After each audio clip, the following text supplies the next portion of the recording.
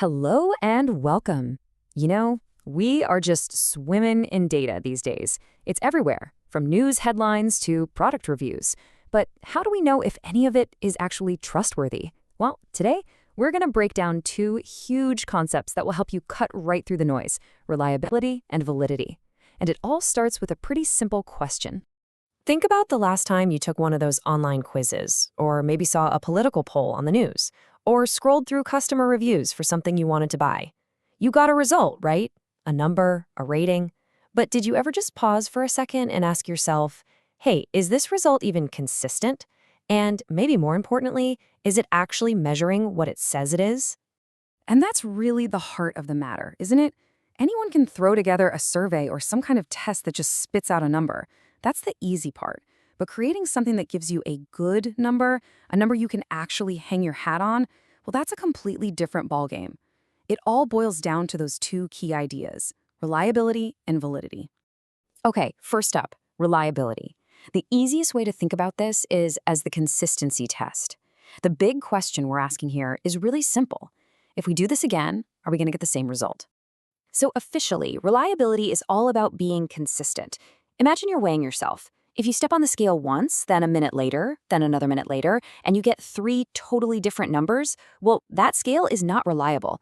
A reliable measurement is one that's stable and repeatable every single time. Now, to make this idea really stick, we're going to use a super simple but powerful metaphor.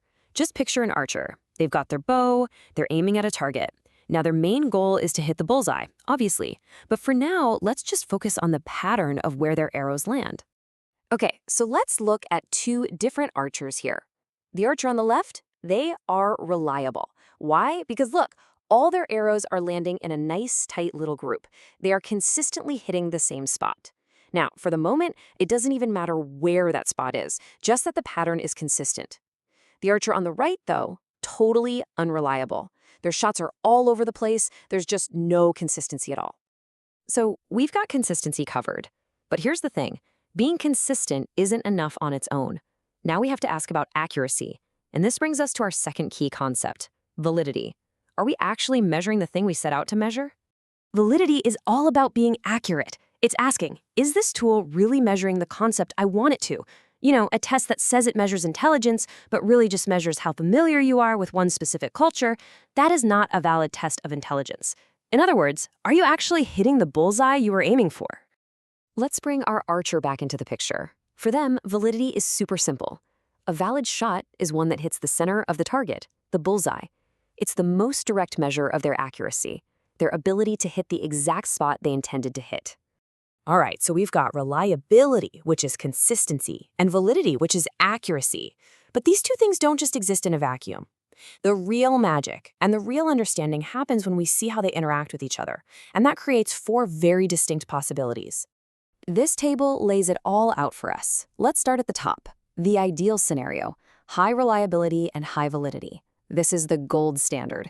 For our archer, it means all the arrows are clustered tightly right on the bullseye. You're both consistent and you're accurate. Perfect. Now the second row: high reliability but low validity. Here, the arrows are still in a tight cluster, so it's consistent, but they're way off target, maybe in the top left corner. You're being very consistent, but you're consistently wrong. Okay, next up is low reliability and low validity. This is basically the worst case scenario. The arrows are just everywhere. You're not consistent and you're not accurate. It's a total mess. And finally, this last one is a little tricky. Low reliability, but valid on average.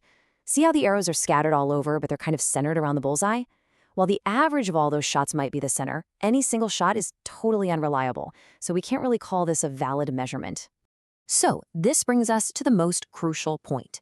If you only take one thing away from this whole explainer, make it this: a measurement can be reliable without being valid. Think about our archer who keeps hitting that top left corner over and over. That's reliable, but it's not valid. But, and this is key, it cannot be valid without first being reliable.